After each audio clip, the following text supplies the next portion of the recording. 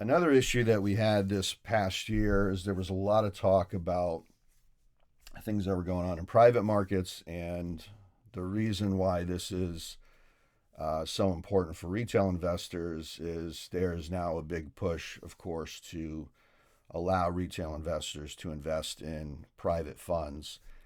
And it's an important point for different reasons, but the president signed, I think it was back in August, it was an executive order sort of directing the Labor Department to create some rules that would allow private investors to use their 401ks and I assume 403bs and other similar account types, that they would allow these retail investors to invest in these individual private funds. And it's important to know that we're talking about private funds and not necessarily individual private assets.